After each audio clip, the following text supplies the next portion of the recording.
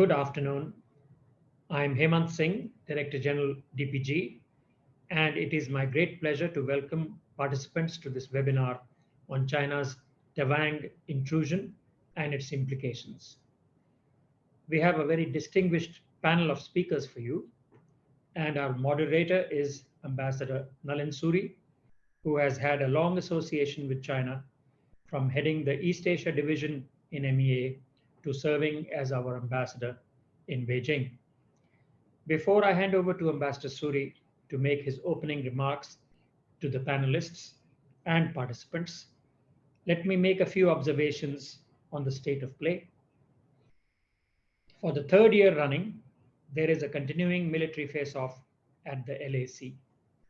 Deployments of additional forces by the PLA signal that there is no intent to progress disengagement and de-escalation.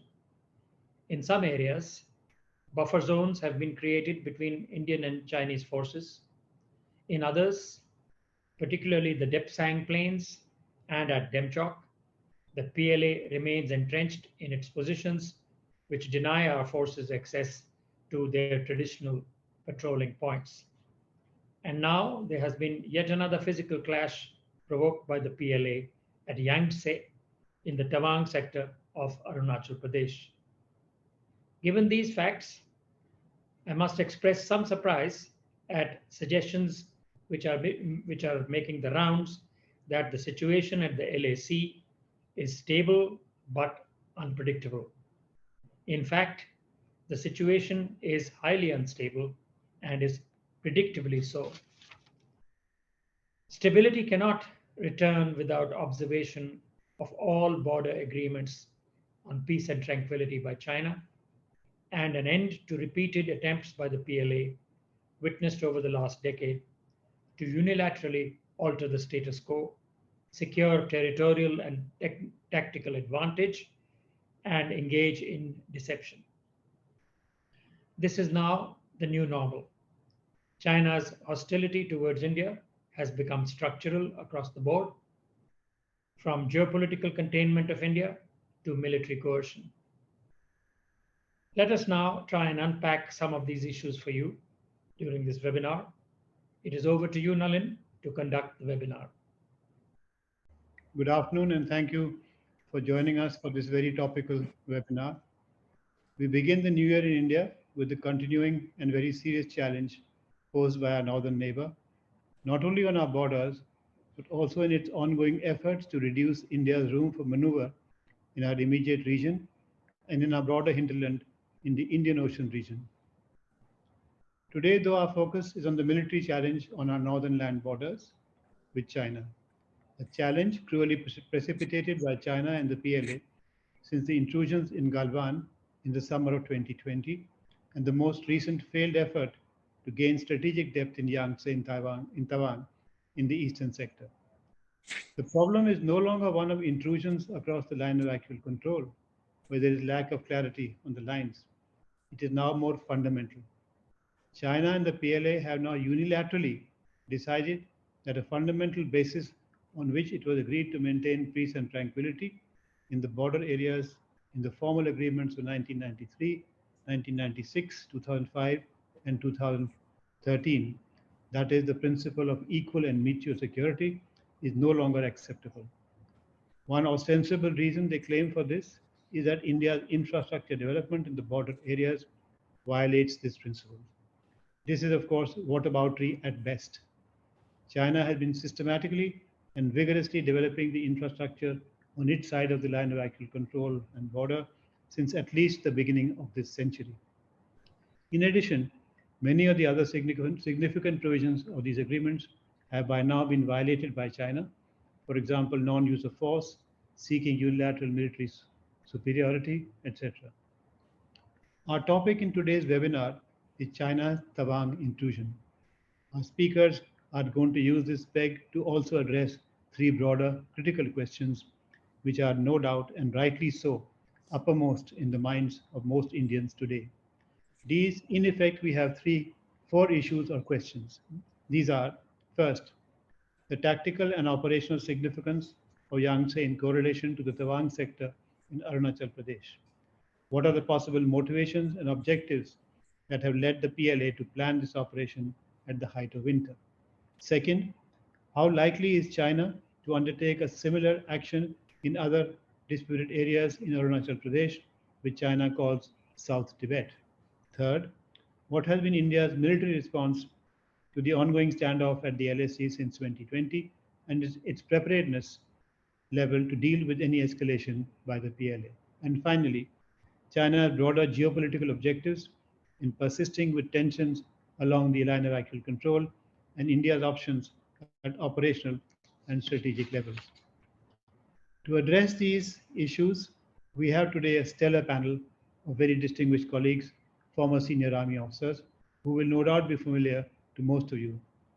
The first question will be addressed by Lieutenant General Anil Ahuja, who retired as Deputy Chief of the Integrated Defence Staff in August 2016 and had earlier commanded 4 Corps and before that a mountain division in Western Arunachal in the Eastern Sector.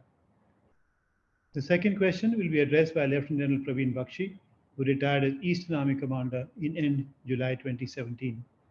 The third and fourth questions will be addressed by Lieutenant General Dipinder Huda, who retired as Northern Army Commander in end November 2016. The agenda-setting surgical strike of September 26, 2016, across the line of control in POK took place under his command. Each of the speakers will take 15 minutes and perhaps a little more if necessary, and we hope to have half an hour for discussion and to take your questions. Please ask your questions in the chat box or raise your hand. Without further ado, I would now request General Ahuja to make his presentation. General Ahuja, you have the floor. Good afternoon, ladies and gentlemen. I will be covering the first part. That is, I'll talk about the tactical and operational significance of Yangtse in relation to Tawang, and then look at the possible motivations and the objectives that led the PLA to plan this operation at the time and place that it did. Now, as has been mentioned in the opening remarks by the Director General and by Ambassador Suri, that while the Chinese leadership continues to talk of being committed to upholding the stability in border areas with India, and their ambassador states that the phase of emergency response since the Galwan Valley incident has basically come to an end, and that the border situation is now switching back to normal management and control, the actions on the ground remain to the contrary. Now, all of us present here, we know what happened.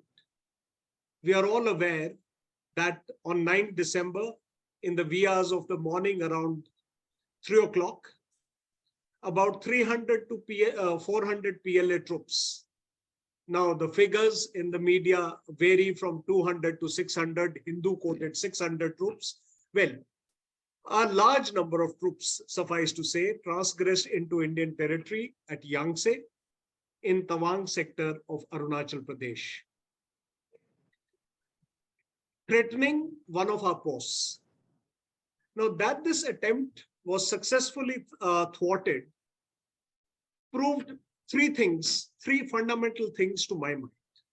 One, that notwithstanding the immediate standoff being in eastern Ladakh, in the western sector, some 1600 kilometers aerial distance away, the Indian troops were equally prepared in the eastern sector, and I'm sure likewise in the central sector. The second aspect, that contrary to the normal practice, when the border deployments in high altitudes are thinned down during the winters due to heavy snow and closure of passes and roads, etc., Indian troops here maintained resolute mirror deployments all along the LAC. And the third aspect that emerged was that the Indian deployments, even at these altitudes, which entail third stage acclimatization, which our friends from the services are very familiar, but for the others, it entails deployments above 14,000 feet, are strong, are ISR, communication, networks, logistics, and even cash evac, including through helicopters, through aerial means, were all in place. And we saw this adequately during the incident. Now, where has it happened? At Yangtse. Now, notably, Yangtse is one area where such face-offs and physical jostling have occurred repeatedly over the years, because Chinese regularly endeavor to assert their claim to this area by coming and showing their physical presence here. And as regularly as they have asserted, equally regularly, they've been thwarted from doing so. The last incident was in October 2021, videos of which have been circulating over the social media.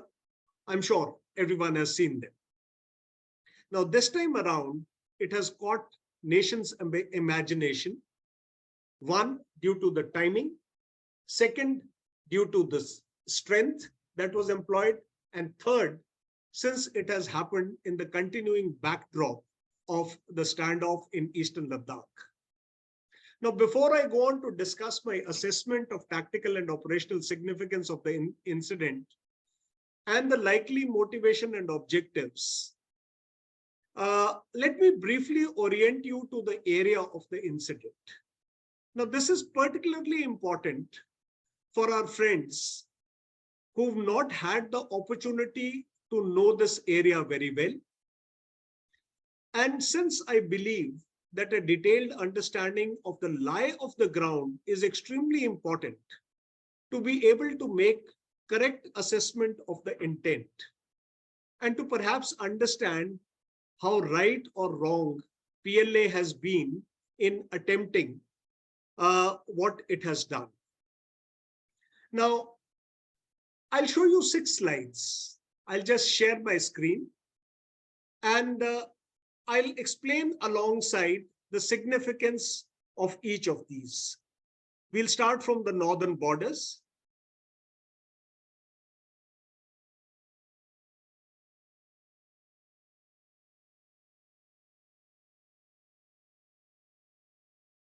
Just a minute, I'm sharing my screen.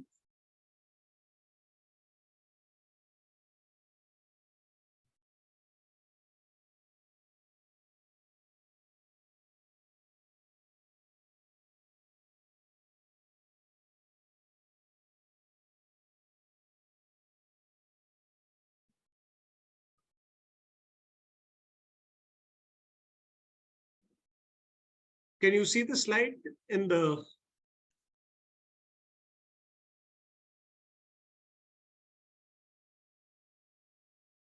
Now, we can see it.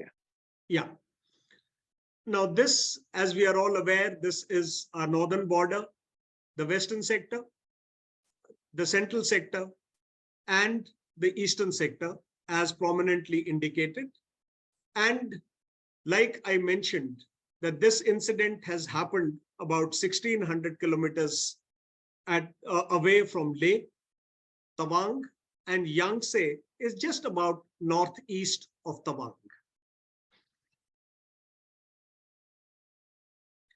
Now let's come to Arunachal Pradesh. Now this, the biggest state in our northeast.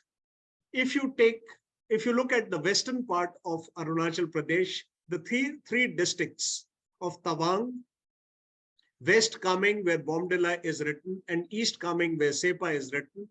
Now these constitute the Kameng sector as called militarily, and rest of the eastern part of Arunachal Pradesh militarily referred to as rest of Arunachal Pradesh.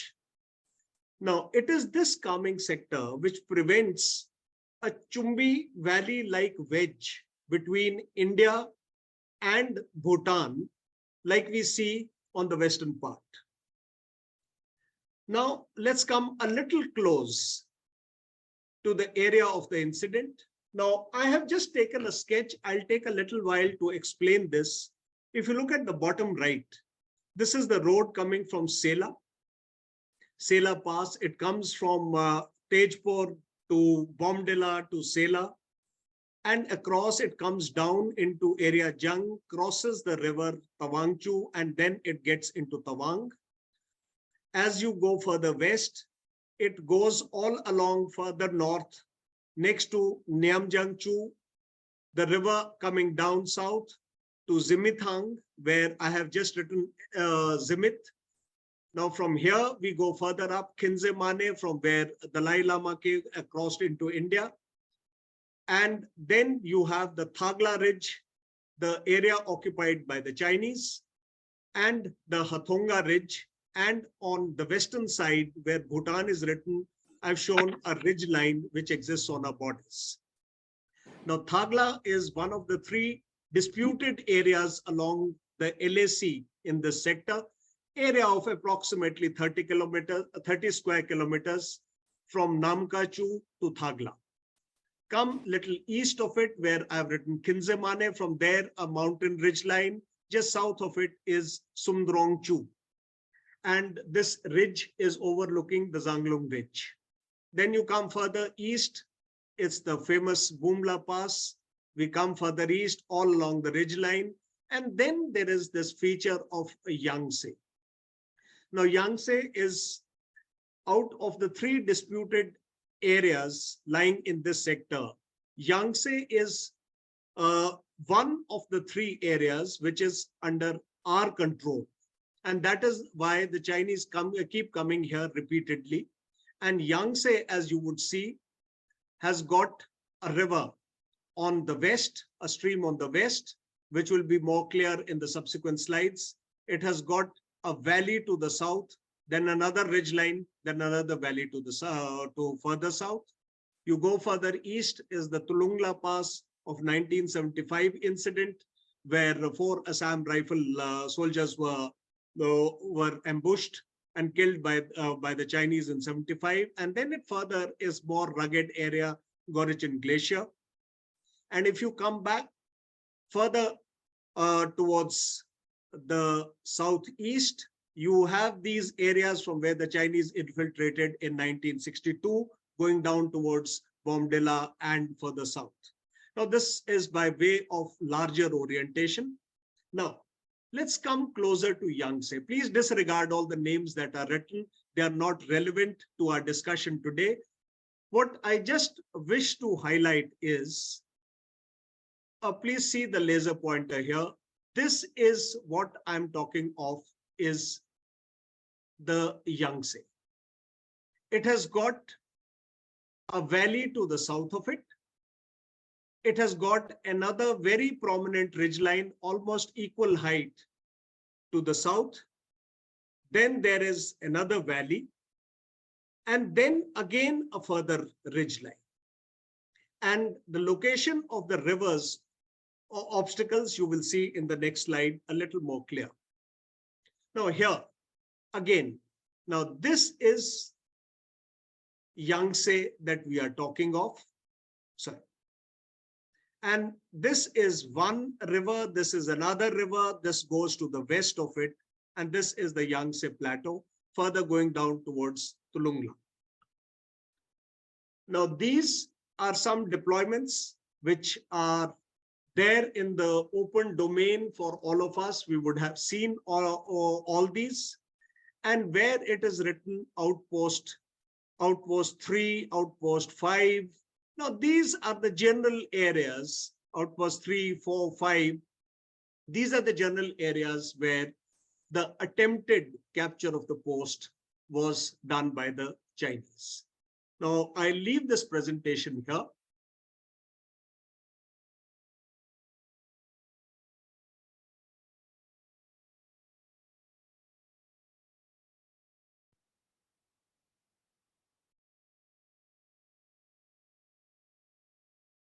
Now, what we've seen is that of the three mutually disputed areas, this area of nearly 5760 square kilometers is the only area which is under our control. Sumdrongchu and Thagla Ridge is with the Chinese. The feature, nearly a plateau, is formidable, but it's sort of detached from the rest of the area with through the water features, through the rivers that are there on both the sides. And to the east, the feature tapers down into these areas of Tulungla. And it was through Tulungla Pass that, like I had mentioned, that the Chinese had come in 1962. Now, what I'm trying to arrive at is primarily, I wish to highlight four aspects. One, now this formidable feature, the deployment, it is strongly held by us. The numbers that are deployed are not really significant. But with the force levels that we have, it requires equally formidable force level and substantial firepower to capture it. And securing a toehold for one odd post on the 60 odd square kilometer feature would be suicide. And the force levels employed in the instant intrusion and the non-deployment of any firepower precludes the intent to capture a post or feature. If it was, I think it was a poor attempt.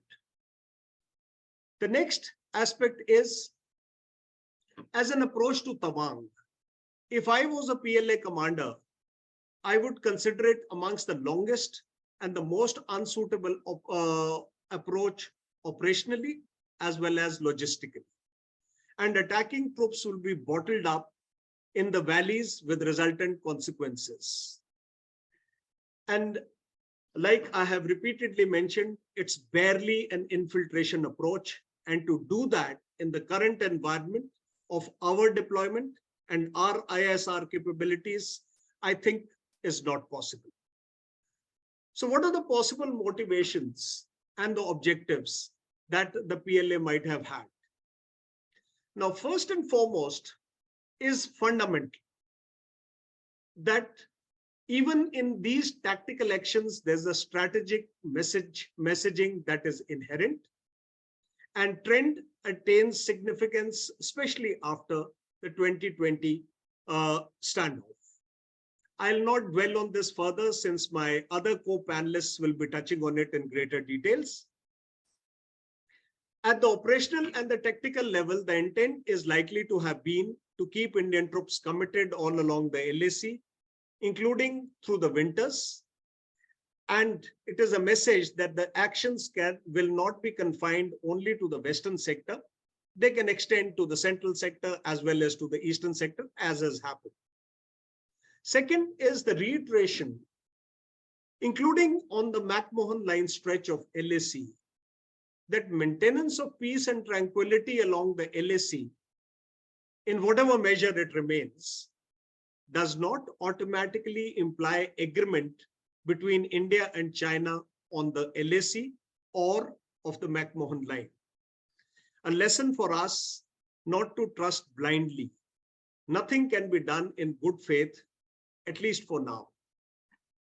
The third is to maintain a perpetual state of tension along the LAC while continuing to talk politically of switching to normal management and control. Now, through this endeavor, the Chinese could well be attempting to coerce India to normalize bilateral relations independent of the resolution of border issue.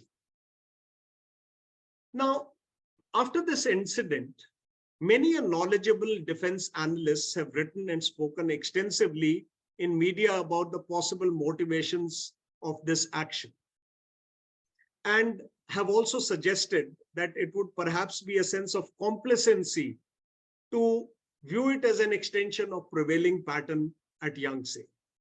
Now, some of the motivations ascribed are attempt to capture an Indian post to alter alignment of LAC, to gain deep observation up to Sela, to regain disputed areas, salami slicing, a revered place because of 6th Dalai Lama's birthplace and Tawang Monastery, reunification to southern Tibet,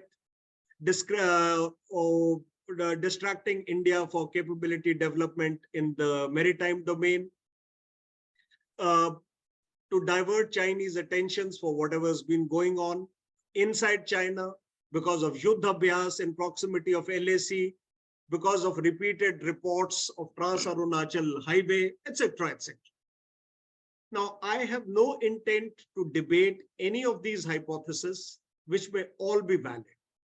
Let me state a few points to enable you to make your own deductions.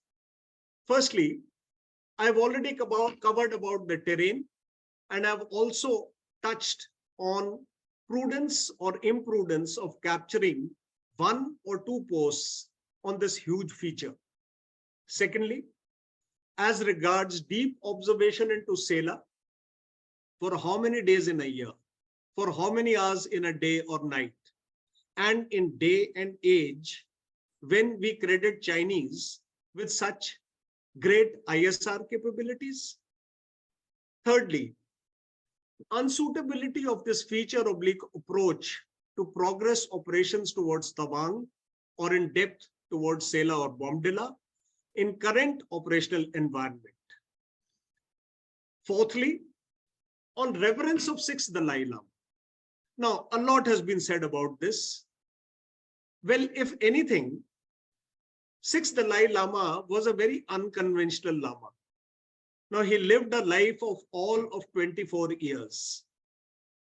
He remained a reluctant Dalai Lama because of his love for wine, women, and finer things of life. And he was known for, and through books like Songs of Love, Poems of Sadness, the erotic verses of 6th Dalai Lama, one of the books by Paul William. General Ahuja, may I request you to now conclude in a couple of minutes, please? Okay, sir. So one is that, he was really not so much really revered. There was another real Dalai Lama who was christened after him. And then the capture of Tawang, what does it entail? Does it entail capture of monastery, or it entails capture right from the hills on the border of Bhutan till Tulungla or Yangtse? Now, a few points before I conclude to set the stage for further deliberation by my co-panelists, that in my assessment, Yangtse has given a message to the Chinese about our preparedness, about our relevance of our ab initio deployments. Now, most of us pass lots of opinions and comments about what the operational commander should have done. To my mind, what the corps commander would have been expected is to maintain the sanctity while he remains prepared for all-out conflict, to maintain the territorial sanctity, and without losing any territory, and without losing lives, and without taking the nation to a war, handle the situation that exists. And I think if that be the case, they've done it quite well.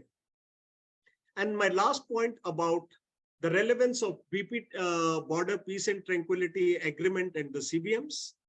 Now, they have been diluted over the last 10-12 years. They've been violated, but at the same time, they've kept the threshold high and they've kept the ceiling low. And after all, even in this incident, 2 days after this, a border personnel meeting was held and the situation was diffused. We need to relook at them. We need to indicate our red lines, but at the same time, they have a relevance. And the last thing, that our army, our armed forces as such, they have a huge commitment at hand. They need a clearer China policy to enable us to implement the deterrence beyond what the military is doing now. That's all. I'd like to finish here. Thank you very much, General Ahuja, for that outstanding and comprehensive presentation. I think all our listeners would I'm sure, be very educated after this presentation. I certainly was. Our next speaker is going to be an equally outstanding speaker. General Bakshi, you have the floor.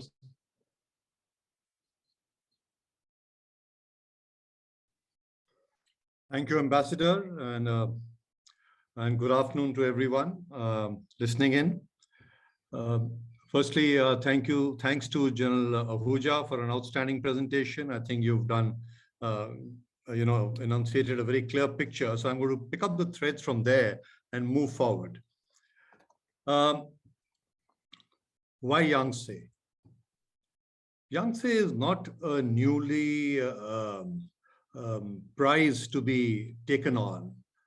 Yangtse is an acknowledged disputed area between India and China. And the historical context, I think General Ahuja brought it out very well. Yangtse has been visited by China in a similar manner many times over the past decades, many times. I recall 2016, similar amount of number of people came, 4 corps, fully prepared. The only difference was, which I would like to highlight, there had been no Galwan, and the border and peace and tranquility agreements were all in place. Yet, they did it. Why? For optics. Unacknowledged, perhaps, is that many times such skirmishes are orchestrated to show a wee bit of aggressiveness from the Chinese side to their masters in Beijing. And to buttress this line of thought, 2016, after that jostling and all went off with 600, 700 people total jostling each other, no sticks, nothing of that sort were used. At the end of it, when the optics were over, the videography had been done, photographs taken, there was an exchange of gifts between the commanders. Well, that's the ground reality. So we must read into it. Now the moot question is, why now?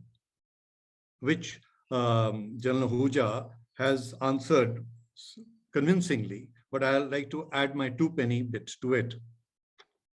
Before that, I'm taken back, reminded of our interaction with the Chinese delegation in track 1.5 under the aegis of ICS 2018 in Delhi, wherein one very smart young Chinese, Harvard educated apparently, supposedly a professor in Sichuan University, I was trying to test him and I said, we have this lovely place in somewhere in Tawang, ahead of it, it's got lovely, a necklace kind of a waterfall.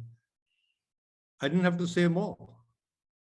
He's quickly scrolled through his mobile and he said, "This is it?" I said, "Yeah."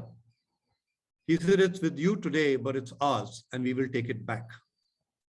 It showed an intent. And that's exactly what I was trying to decipher. They hold the holy waters of that Chumi Yangtse is very dear.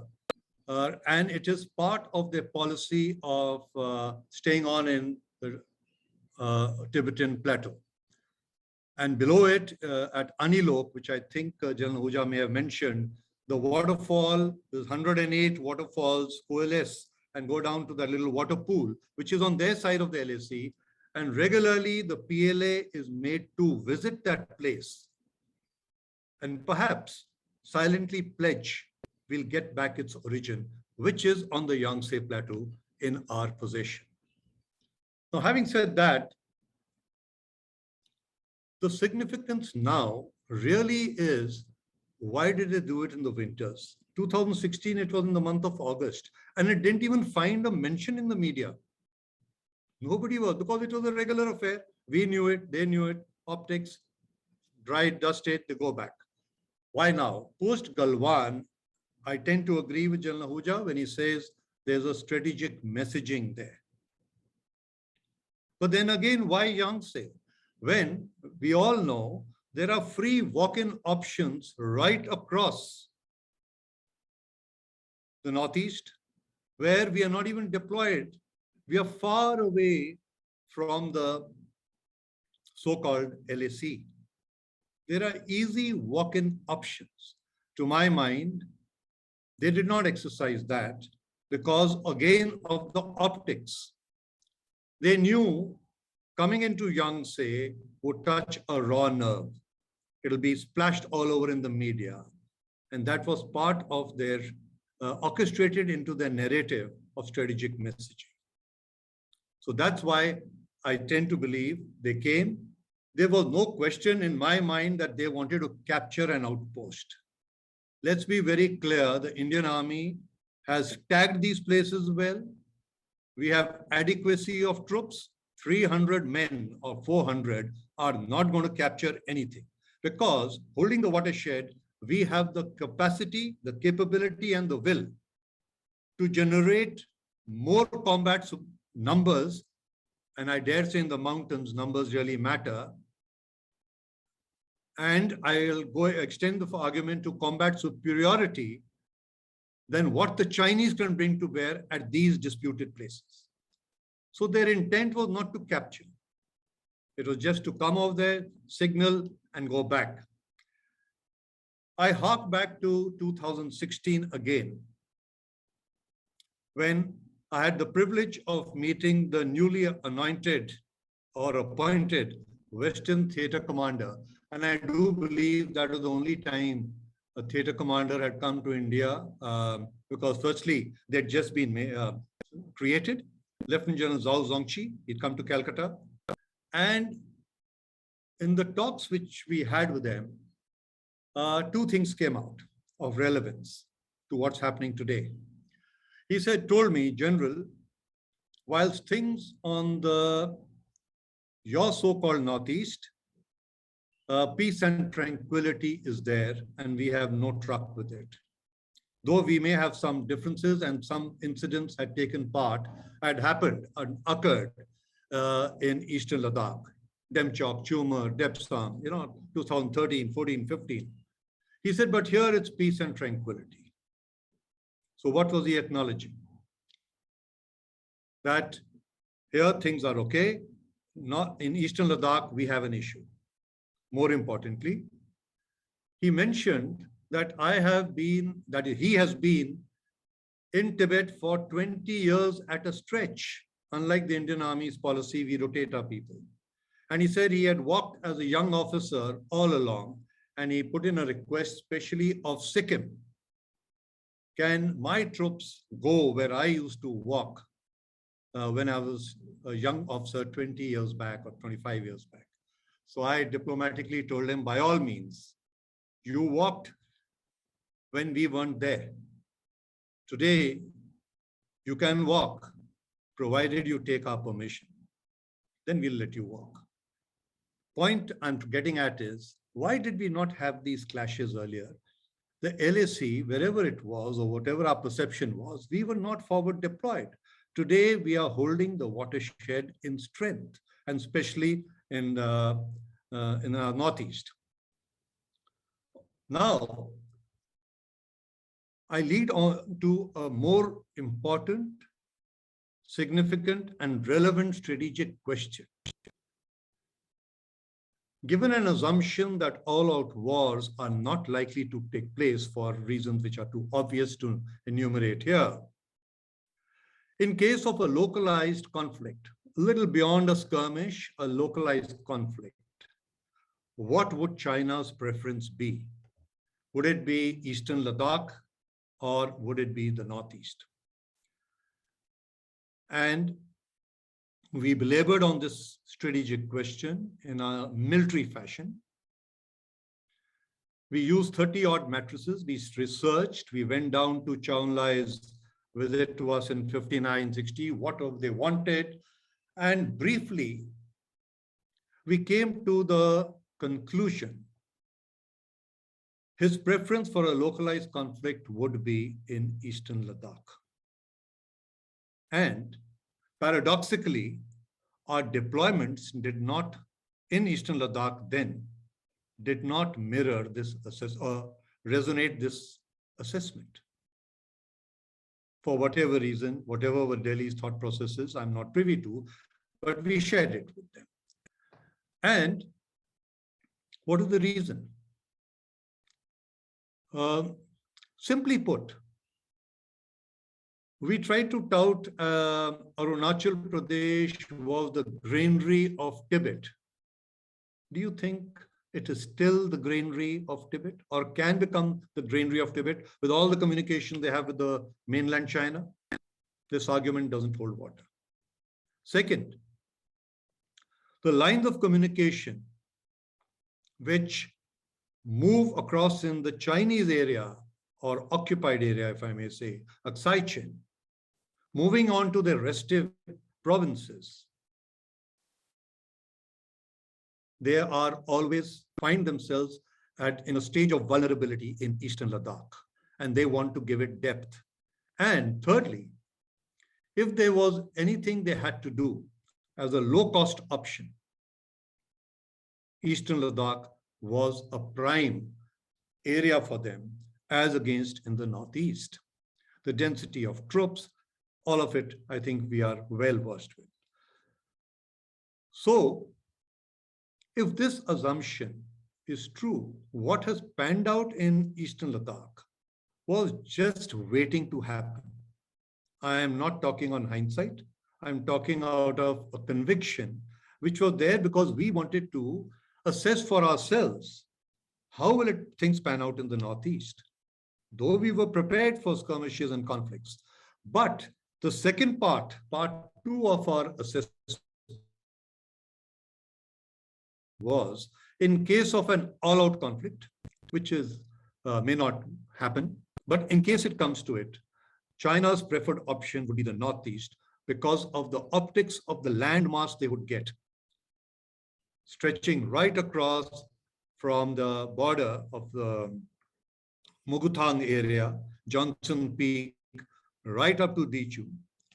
A huge landmass, infrastructure very poor, they had walk-in options, and with minimal casualties, they could occupy large tracts of land. Let me get the records straight for our listeners, or those who are tuned in. This is not to say that we don't have walk-in options. We also have walk-in options. May not be in the same amount of numerical, the number in terms of number of options, but in terms of where it will hurt China, we also have the walk-in options. Having said all this, I'll quickly come to what are our strengths, especially in this view of what has happened at Yangtse. Firstly, I would like to assure you all that we have adequate strength and adequate troops with more than adequate reserves. Reserves are never adequate, I'll qualify that, but more than adequate reserves. The integration with the Air Force or the air power is at its peak in the Eastern Theater. As you're all aware, the whole of Eastern Air Command is working in complete synergy with Eastern Army Command. There is not to say that we don't have the same synergy in our Northern Command, but the magnitude or the degree is markedly different here. Third, we occupy the watershed in strength. I've heard in media many times, oh, you know, the Chinese have come to Doklam and settled down there. These are optics. We are on the high ground. Within the first few hours of any operation, they'll get wiped off. The infrastructure made on Doklam Plateau will evaporate in the first few hours of a localized or all-out war. These are optics. What they do behind is different. And if they are also occupying defenses like they've done in the easternmost part of Eastern Command, so be it. That's nothing for us to cow down on. We are also occupying it. It's fine. It's okay. It's their right if they want to do it. It doesn't show their intent in any way. To my mind, it shows their vulnerability. When they pick up defenses, it shows their vulnerability, as far as I'm concerned. Third, our ISR, our inputs from ISR are improving vastly. Fourth, our infrastructure is ramping up, and at a likable pace, if I may use the word. I wish it had been like this in the past decade too. And most importantly, our junior leadership and especially our soldiers are markedly, I dare say, with full conviction, superior to what we assess the Chinese soldier to be. I'm not talking of technology here. I'm just talking soldier to soldier, the motivation levels, and I'm sure you all understand that. I'll stop here for lack of time, and we can revisit what my assessment is, how the future is likely to pan out. I hope, Ambassador Suri, I've got the clock back on track. Thank you. Thank you, General Bakshi. You have indeed got the clock back, but I think your presentation was not only fascinating, but also extremely reassuring. I think a lot of the comment one reads has not really gone down well with public opinion, but I think this kind of assessment and conveying the strengths that we have and balancing them with the weaknesses, you have not pulled any punches. I'm thankful to you for having done that. And I think the picture will now be completed by General Huda addressing the last two questions. And I think then we can take some questions after that. General Huda, you have the floor now, sir. Thank you very much, Ambassador Suri. And after these two presentations by General Ahuja and General Bakshi, who've actually put the whole situation in context and tried to explain, starting from what happened at Yangtse and then going on to what the Eastern theater looks like and what the challenges and strengths there are. I will talk at a broader level. Talk first about India's defense preparedness and military response to what happened since May 2020, when the Chinese, carried out some intrusions in Eastern Ladakh. So what and how have we gone from there? What has been our preparedness levels? What has been our response? And I think our response, I'll classify it into three broad areas. The first is deployment along the LAC. And as you all are aware, and it's been extensively reported in the media, that additional troops have got deployed along the LAC. There's talk about 50,000 soldiers additional that had come in only in the area of Eastern Ladakh. And there have been enhanced deployments in the central sector, as also in the eastern sector. Now, this has come about from a realignment of forces from the western sector, western front you could call it, against Pakistan. Some forces have got realigned now to the northern borders, all along the LAC, and this realignment also includes not only defensive deployment and defensive forces along the LAC, it also has an offensive component. Again, there are media reports of one full sort of offensive corps being now shifted with its primary operational focus along the northern border. So the first thing that has happened is enhanced deployment along the LAC. Secondly, the surveillance architecture has improved greatly. And that is to keep an eye on what is happening across the LAC, what movements are taking place. And there is electronic infrastructure, radars, long-range optical systems. There was one media report about 1,000 drones being bought.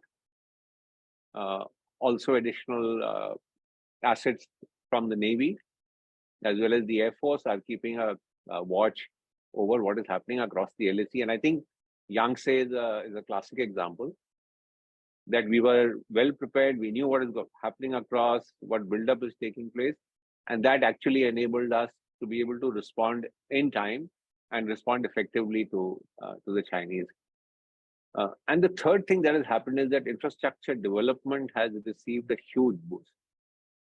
So we are seeing additional roads, bridges getting inaugurated almost on a daily basis. Tunnels are being built for all-weather connectivity, both in the eastern sector as well as in Ladakh. There is habitat for troops, shelter for guns and tanks. In the recent sort of interview, the Army Chief talked about that we have created habitat and infrastructure for 55,000 troops in eastern Ladakh. In addition, Shelters have been created for 400 guns, almost 500 vehicles. So infrastructure development has received a boost.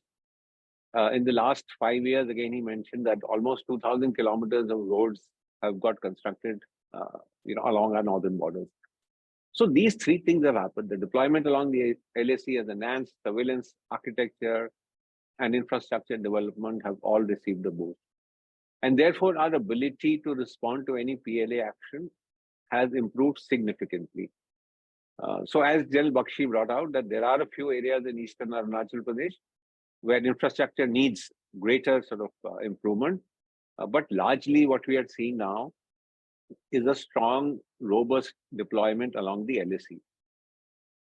Now, this also means that while we have improved our ability to respond along the LAC, it also means that risks of escalation have increased. And I'm saying that because now you're finding additional forces on both sides. Confidence building measures have broken down. There is a great deal of mistrust. And you see incidents like Yangtse happening. So because of improved capability on both sides, risks of escalation have increased. Much, of course, depends on how PLA behaves and whether they carry out any provocative action. But I think the military needs to be prepared for escalation management. That is something that we need to be sort of careful about.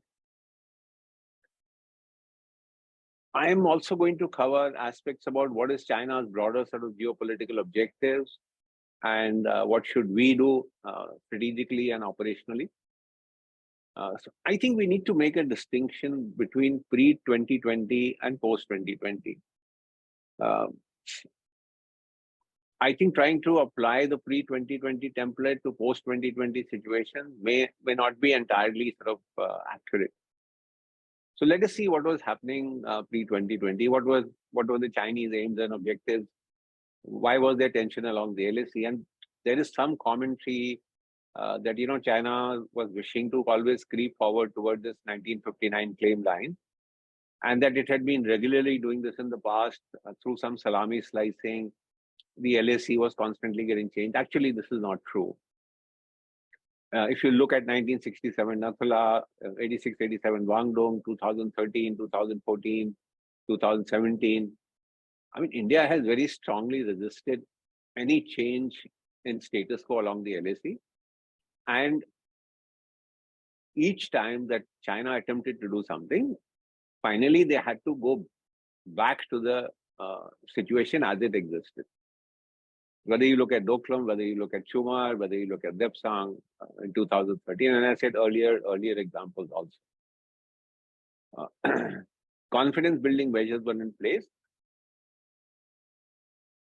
In disputed areas, incursions were happening, but then the patrols would come in and go back.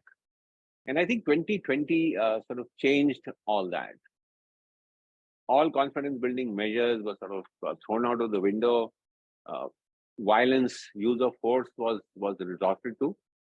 And where the Chinese have come in some places, as you're aware, things have become all right. But at other places, the Chinese still are preventing us from carrying out patrolling. And it's now in the third year that this activity is going on. I also think this creation of tensions along the LAC is a larger part of China's military coercion to put pressure on India. So you have an unsettled border, and this unsettled border is used for military coercion in a larger sense to show, look, China is the stronger power in Asia, and that you need to accept this. It's meant to put pressure and influence India's foreign policy choices. Sometimes as a warning to India not to become a part of any kind of a US-led alliance to counter China's rise in aggressive behavior. So it's also a larger geopolitical messaging that is going on by creating tensions along the LAC. And it's not really sort of aimed at some kind of territorial control or territorial conquest. I mean, 1 odd kilometer here, there in eastern Ladakh or along the Himalayan watershed really serves little tactical advantage. So my own sense is that this is part of a larger geopolitical messaging. So what should India do? And what is the sort of policies and strategy it should adopt? And I think the fundamental thing is we need to reestablish our deterrence against China. What has been our strategy in the past? That we need to deter China from using military force along the LAC to coerce India. And how was this deterrence sort of created? There was a feeling that, with our political and diplomatic measures, the kind of engagement that we have with China politically and diplomatically, the economic sort of linkages that are there, the economic engagement that is there, combined with a strong military posture along the LAC, would deter China from using military force as an instrument of state policy. That used to be our sort of thinking. I think what 2020 in some ways has proved is that deterrence has weakened, which is why China, sort of felt that it could do what it did along the LAC in Eastern Ladakh. And if that deterrence has somewhat weakened, then I think we need to, as I said, look at re-establishing that deterrence once again. And how do you do that? And the first thing is, I think we need to enhance our military capability. Some of it is already happening. We've strengthened our deployment, as I said. So we have to build a capability now in other areas which can counter or neutralize China's growing military capability. So one is that you put boots on the ground, as indeed we have done, to make sure that the LAC is protected. But I think we need to also study China's capability and in which areas it is growing. And we have to have the ability to counter or neutralize, firstly, China's rocket force.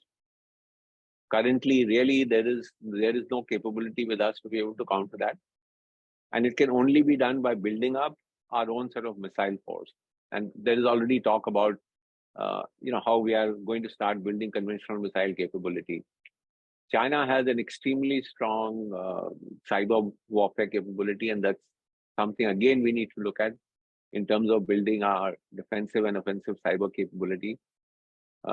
Greater adoption of technology, unmanned systems, robotics, artificial intelligence, etc. And finally, we need to take advantage of our dominant position in the Indian Ocean and build up our naval capability. So this is as far as sort of capability is concerned. I also think we need to be credible in our response. So I think at the political and diplomatic level, we have very clearly articulated that it cannot be business as usual if the situation on the border remains. And I think it's been strongly said, and it's been firmly repeated time and again. At the military level also, we should make it clear that we are not going to remain completely defensive if China does something. And I think in some ways we showed that at Kailash. There is, whether we should have given it up or not is a matter for another discussion. But we showed at Kailash, and I think even to some extent at Yangtse, that the Indian military is not going to remain completely defensive, and that we will take the initiative where it is necessary. That kind of credible messaging has to go out. That it is not that the escalatory handle is only with China, and that India will just react all the time. And finally, I think our communications must be clear, and we must speak with one voice as a nation. We all know what is happening and what kind of chatter takes place. And so I think it's important that as a nation, we are speaking with one voice, irrespective of what our sort of political affiliations are. Because China is a huge strategic challenge, and there must be, I think, national consensus on how to deal with it. So I will end here, Ambassador Suri, and then if there are any questions, we can take them. Thank you. Thank you, General Huda. I think you have nicely rounded up the set of presentations. I think the picture that emerges to my mind from the three presentations that all three of you have made is a realistic one. It's a confident one. It spells out clearly what needs to be done. It does not in any way try to shirk the subject or to pretend that we do not have certain weaknesses. and without projecting our strengths beyond a point, I think I get a feeling of quiet confidence. And the basic point, I think, which all three of you have made, if I may try and summarize, which is very difficult, but if I may try and make it that, the deterrence which we had has to be further strengthened. That weakened deterrence has now perhaps to become what I would term as active deterrence, so that signaling is done rightly. And I think the message to the government is very clear. The armed forces are prepared. You need to provide us the wherewithal and the correct political direction. And I think that also makes it very easy for the diplomacy part of it. So I think all three aspects working hand in hand going forward is what is required. I have one question already from Brigadier Arun Sehgal. I will now ask him to ask his question. I would request that those raising questions may please address the person whom they would like the response from, and please make it one question, not more than one question. Thank you. Brigadier Sehgal, you have the floor. Thank you very much, Chair. My basic question, there's a lot of chatter amongst the strategic community about the technological gap between us and the Chinese. So my basic question is, how big is that asymmetry in the kind of conflict that we talked about? I mean, with General Praveen Bakshi and General Huda both sort of enumerated, and how significant it is in terms of dealing with the Chinese. And my second question, sorry if I can ask that, is that we are looking at deterrence by denial. Now, one of the elements of deterrence by denial is the credibility of the deterrence. We have taken a lot of these measures that we are talking about, but the question is, what is the end game that we want to have? What is the end game of our deterrence by denial, or what I call a comprehensive deterrence against the Chinese, to ensure that some degree of sanctity on the line of actual control is maintained and Chinese are desisted from taking these provocative and aggressive actions again and again? Thank you.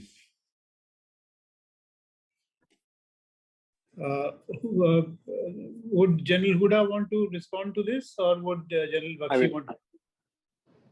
I'll very briefly, sir, respond to both the things, and then somebody can add on. Okay, perfect. All right. Go ahead. Yes, sir. Certainly there is a technology gap between India and China, something that we are trying to close. But I mean, the fact is that technology gap does exist between the two. How is it going to manifest? And I think that's where maybe there are differences of opinion, because there are some writers who say, cyber war will knock out everything, missiles will come raining down, and then India is absolutely helpless. I think at the end of the day, yes, cyber wars, cyber attacks, they will try, they will use missile, but to assume that this alone will sort of decide the success of the battle is wrong. Ultimately, sir, you have to capture some territory. I mean, whatever you might say, at the end of the day, and that if you look at geographically, both Eastern Ladakh and the Himalayan watershed is something that is not easy, and there is a fairly strong posture that India has. On the deterrence part, sir, I mean, the idea is to make sure that the LAC is not used as a place where military coercion is being used. And that credibility will only come, sir, if China feels that if we do something, India is not going to escalate. Indian military is going to be defensive. They're going to try. I think if we are able to prove that our capability that exists, we are going to be able to react. We are going to be proactive. We have QPQ options. It is not as if we are going to be completely tied down and defensive. I think that to some extent will put caution on the PLA. So I'll just briefly, if anybody else wants to comment. I'd like to add something, sir. Okay, go ahead, General. Now, in terms of the technology gap,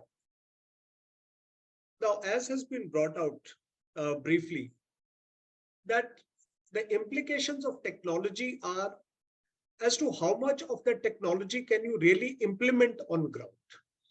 And the high altitudes, the kind of terrain that we find all along our northern borders, it really precludes use of that technology to that great extent.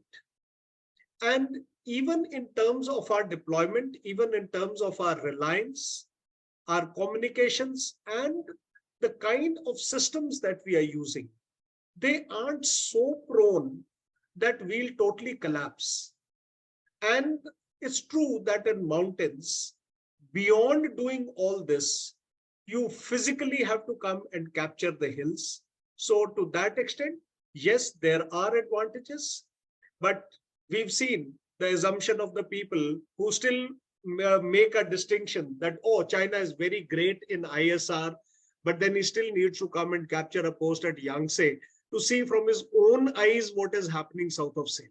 Well, that is what really prevails on ground. So we should be really intimidated by the differential in technology. We should take cognizance of it, but it's not really going to change the balance totally.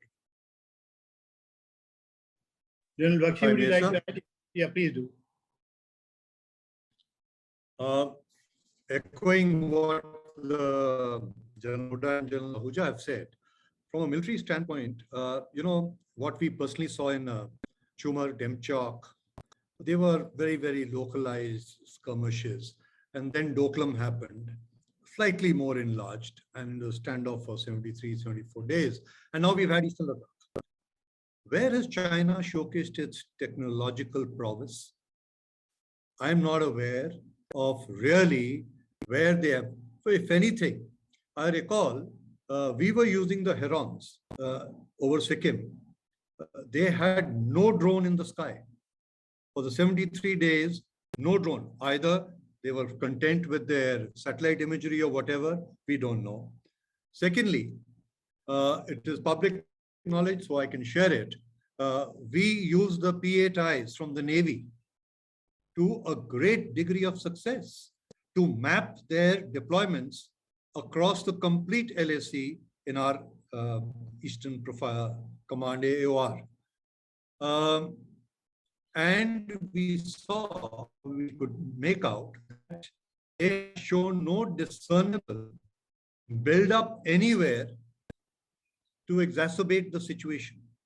Do they have a counter to the P8I, which I dare say even our own Air Force was impressed on the capabilities of the P8I, which I won't like to speak in the open forum.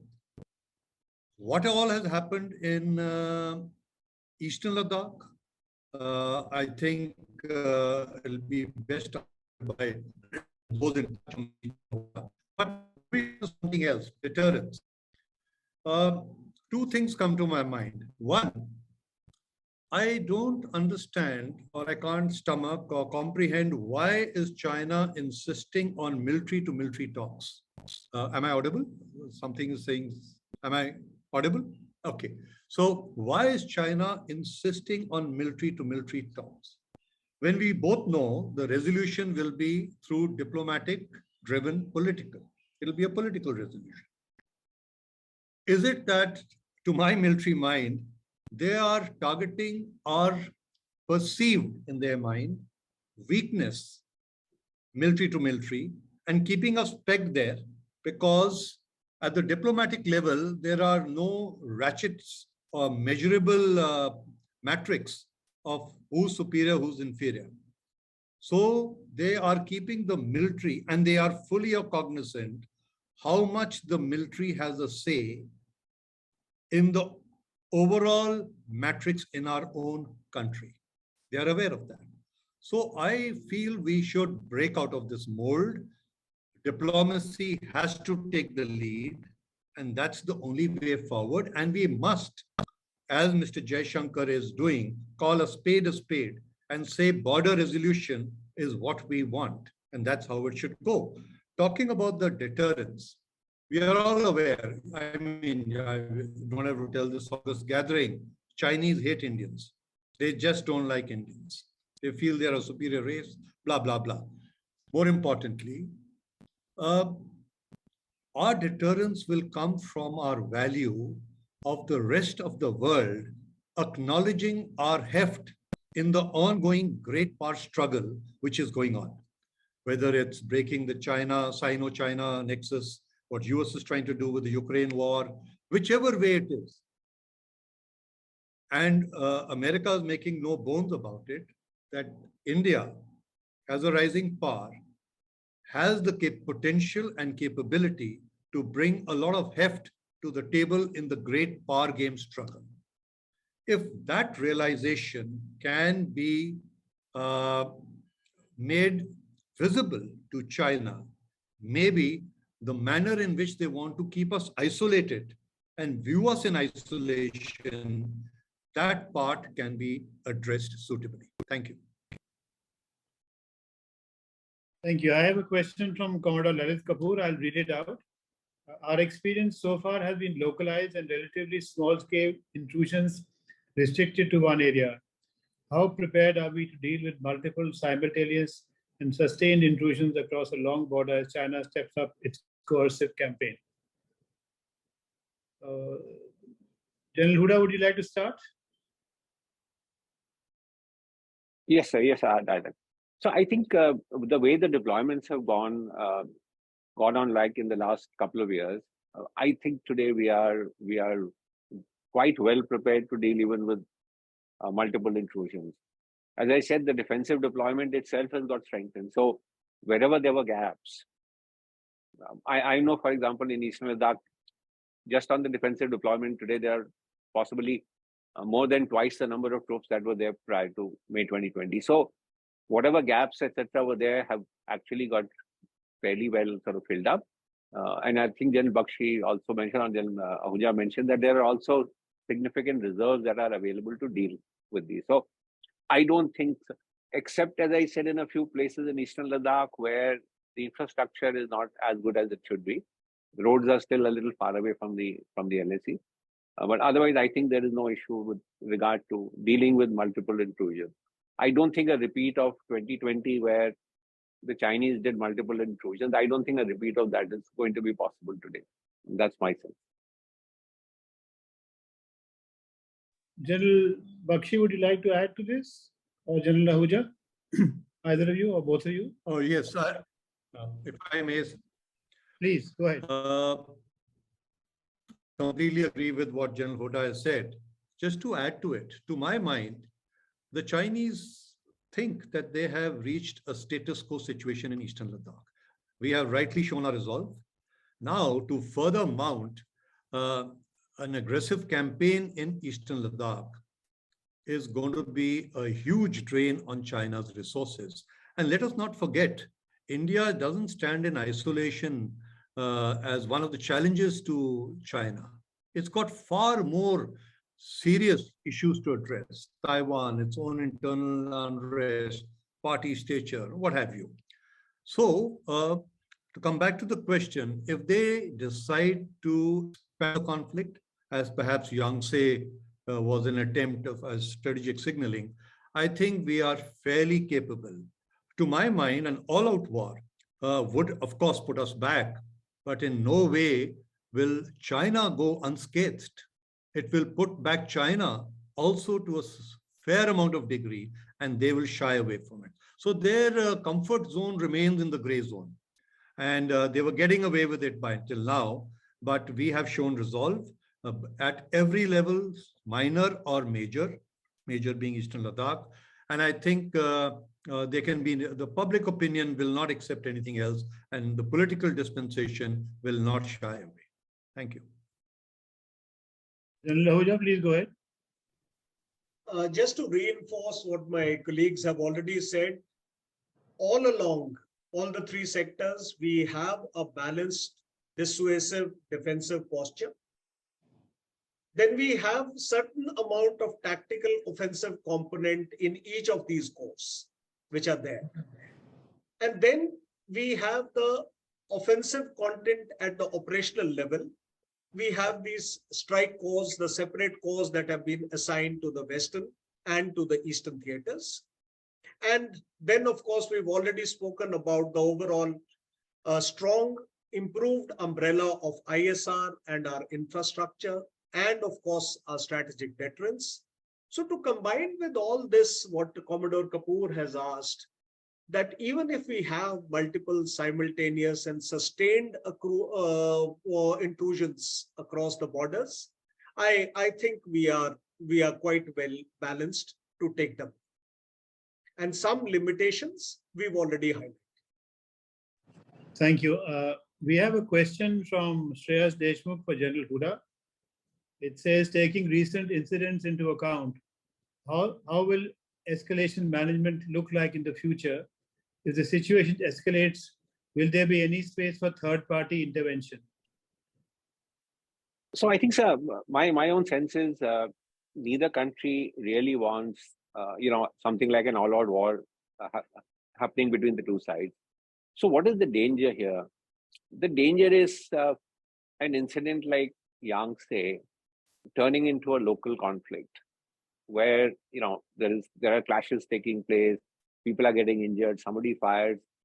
This can turn into a sort of a localized conflict.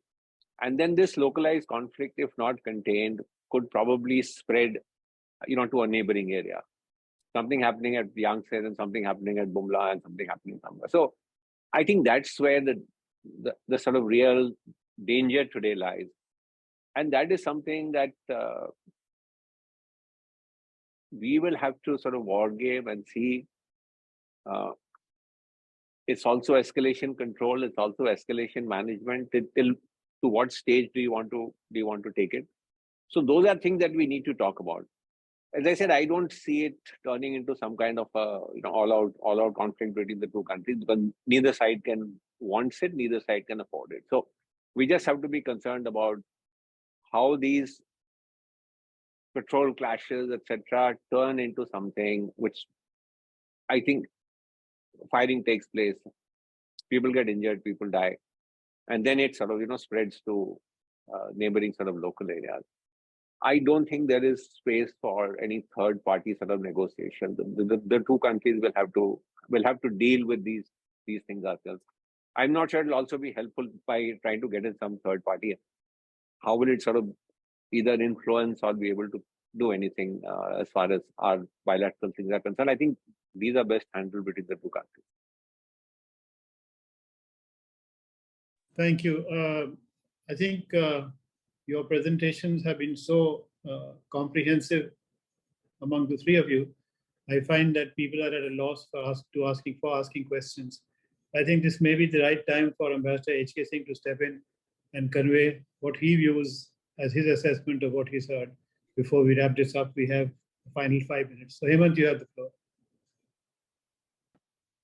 Yeah, sorry, there are technical problems because of which I myself have not been able to follow parts of the earlier presentations, particularly Anil Ahuja's. What I would like to suggest, instead of trying to sum up this discussion, is that with the quality of speakers which we have today, if we could once again go around the three speakers and ask them to give their views on 2 or 3 aspects, namely, will this be the new normal? We expect similar incidents from time to time occurring all the way across from eastern Ladakh down to the borders in Arunachal. We've heard that we'll be prepared, and we are able to hold our own, but will this now be the new normal? And second, what precisely would they recommend as add-ons to our deterrent capability beyond what we already possess? We all know that China has continued to amass troops on its side of the LAC. We know that there are 3 to 4 combined armed brigades or combined arms brigades which have not gone back to winter deployments, which remain in the operational area. We know that there are additional deployments of rocket forces in Tibet, which are a major issue for from our side for our deterrent capability. So overall, what would they think we need to focus on in the times ahead, so that we can maintain an ability to deal with this, what I called the new normal, in terms of our relationship at the border. And finally, one point for you, Nalin. It's rather important what General Bakshi said, that diplomacy has to come in terms of winding up these issues and actually making headway on resolving the boundary dispute and on upgrading or changing or renewing with entirely new agreements how to deal with issues along the boundary in terms of peace and tranquility. So I think if we can all round up some of those issues, it'll be good. So over to all four of you, and back to you, Nalin. From my side, I would really like to thank all four of you for having addressed the issues with such comprehensive depth that I hope that this will be of great benefit to our strategic community and our armed forces as well across the board. Thank you, Nalin. Over to you. Thank you. So I'm going to suggest that we start in the same order that we began this process. So General Ahuja, would you like to start? And then we'll go to General Bakshi and then General Huda, and then I'll try and respond to what Hemant said. Well, as regards this being a new normal, that we will have localized incidents all along the LAC. I presume, yes, this would be the new normal, because one, the Chinese would like to keep us committed all along the LAC throughout the year. They would like to continue reiterating that whatever peace and tranquility may remain, or balance of it persists, it does not automatically imply agreement on the alignment of the line. And also, they would like to keep coercing us to normalize bilateral relations independent of the border, the situation on the borders. Now, what we perhaps need to consider on priority. One is confidence building measures that were in place have eroded over last 10, 12 years. But at the same time, they retain their value. Even today, they have their relevance. Now, we have to optimize them, and this is easier said than done. And particularly, this is realized by the operational commanders who've been there, that how do you modify it but still retain it? I mean, either you fire or you don't fire. The question today is, we have to redefine and we have to give our red lines, beyond which the CBMs would not apply. There, the normal rules of engagement of a border intrusion will apply. And particularly, they should include like the areas wherever we've established the buffer zones. Any transgression into the buffer zone should be absolute red line, which should not have the border peace and tranquility agreements applicable there. And then we have to overall improve our infrastructure and improve our overall deterrence capability. And like I said, we have to maintain this balanced posture all throughout, irrespective of what is the cost. And the last thing we need to do is beyond military. Now, today, we have debated for years about integration between military, ITBP, and now I bring into the reckoning SSB also, because they are responsible for manning borders. with Nepal and Bhutan. Now, it is one, for the numbers, two, for the coordinated response, and three, the ISR resources and the capability for analysis that we have is very restricted. So for everybody to be able to use it, I think we need an integrated response. Thank you. Thank you. General Bakshi? To add on to what General Ahuja said, in today's context, if I have to put my finger on certain vulnerabilities which are there, one for sure would be the walk-in options which China possesses, where we have no infrastructure to even take our troops forward.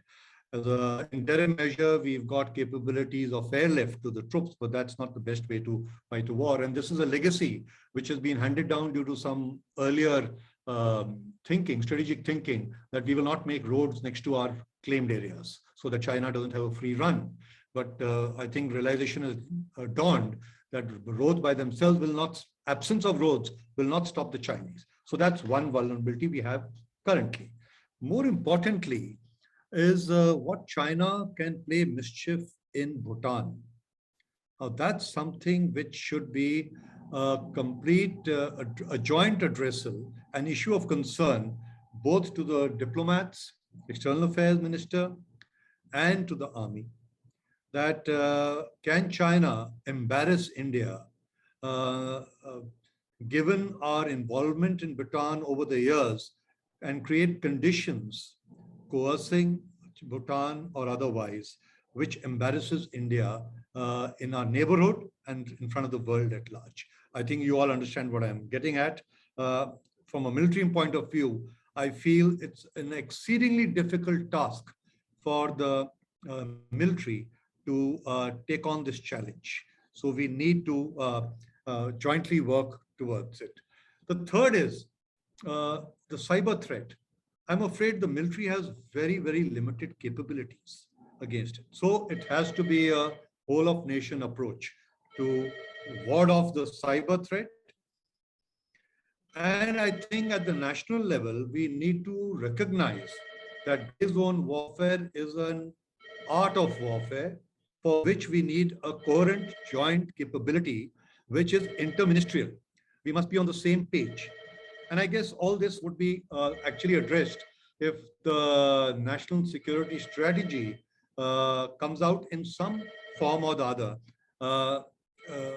which will give guidance. The confidential part can be kept secret, but there has to be some coherence of a national approach through the national security strategy. And lastly, to add on to what General Ahuja said about the border guarding forces, all I'll say is it can be revisited, refined. For lack of a better word, let me say it's suboptimal the way India functions in guarding its borders. As you're aware, in the borders, we have the Ministry of Home Affairs, the Ministry of Defense, and the Ministry of External Affairs. And somewhere the coherence is lacking. Thank you. Thank you, General Bakshi. General Huda?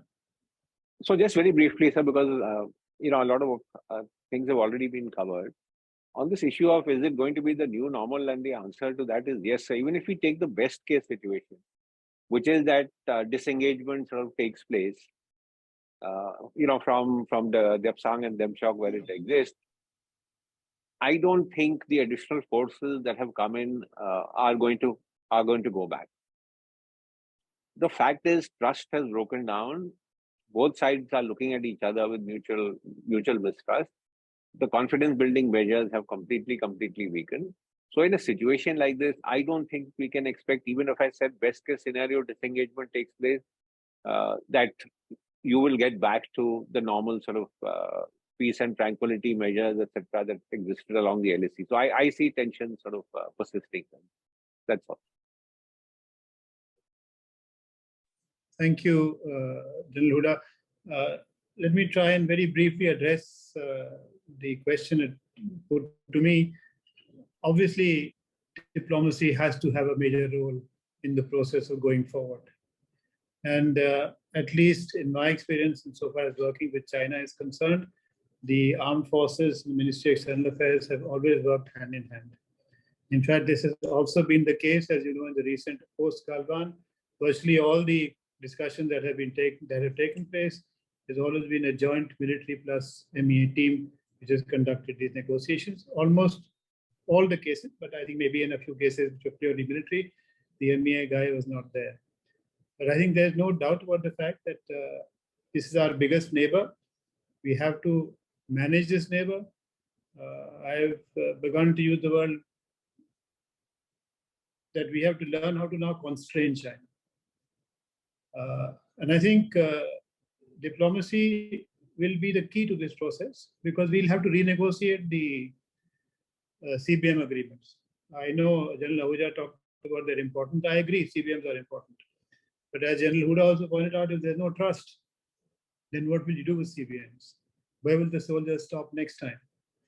After all, individuals also get angry, as we know. So I think the process of renegotiating CBMs, the process of redefining what mutual and equal security means, I think that is going to be, for me, the fundamental bottom line. Because if you look at all the agreements starting in 93, that was the fundamental principle of mutual and equal security, to take into account the differences in not only in the existing infrastructure, but also taking into account differences in terrain on both sides. Now, if that arrangement or if that understanding, implicit or explicit, is broken down, it has to be, if not restored, it has to be negotiated. And on that basis, then you can work on refining the CBMs, addressing new situations where face-off situations, how they will be handled. I think there is a lot of work which will now have to be done. But for me, the most fundamental problem is, as all our speakers have said, the trust has gone. And if there's no trust, how can you have strategic communications? So I think we are in a way back to square one, but there seems to be certainly an understanding, and I hope I'm right, that you may not be able to maintain peace and tranquility in the earlier sense, the way it was happening earlier, but that, a minimum modicum of that will have to be preserved, or else you will have a big conflagration. So I think we need to work towards that, and hopefully now that there is some relaxation in the very hard Chinese approach to the world as such, maybe we will see how they address the issue with India. I think our policy is spot on. There can be no further progress on these issues unless peace and tranquility is maintained on the border and we go back to the status quo. I think there one has to support the government position fully.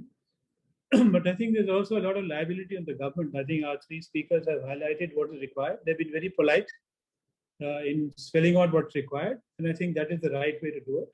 But I think coming from the people who have said this, who've actually handled that entire northern boundary, all the way from the western sector to the eastern sector, I think including Sikkim, I think the government needs to take this message very seriously. And what our effort will be that, we will put down all this on a piece of paper, which we will then share with the government as recommendations from highly experienced people who have worked on the ground and who have commitment to maintain not just India's territorial integrity, but also who have an interest in maintaining peace and tranquility with our northern neighbor.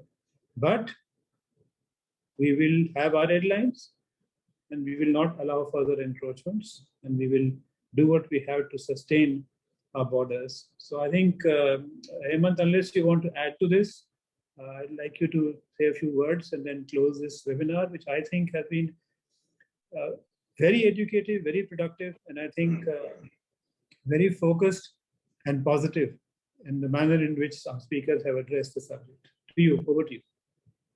Okay, thanks, Nalin. Thank you very much. I must say that this has been a marvelous debate and marvelous discussion. Great depth brought into it by all the speakers, and we will try to put this on YouTube so that it will remain on record and people will be able to see what was discussed today. Sorry about the technical glitches in the beginning. We seem to have had a strike on our, some kind of a strike on our conference room and conferencing facility. So we all had to quickly move back to our independent iPads and iPhones. But that said, there's just one more thing which I'd like to conclude with, just a concluding thought, that given the kind of state of global disorder which we see around us, not just in the Indo-Pacific, but across in Europe and across the world, I think it is becoming more and more clear that the only way to go for India in the future is to maintain its strategic independence. That's number one.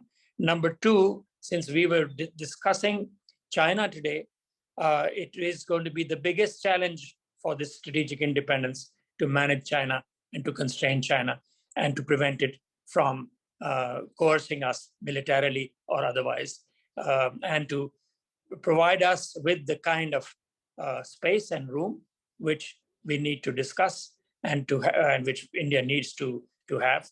There is no way that a country the size of India needs to lack in confidence about its future. We have so many things going for us, from our economy to our growing strengths across the support which we and the kind of recognition which India enjoys today. So I'll stop there. Strategic independence means first and foremost managing the challenge of China. And with that, let us conclude. Thank you very much to all the speakers, and we'll see you again at the next webinar hosted Delhi Policy Group. Bye-bye for now.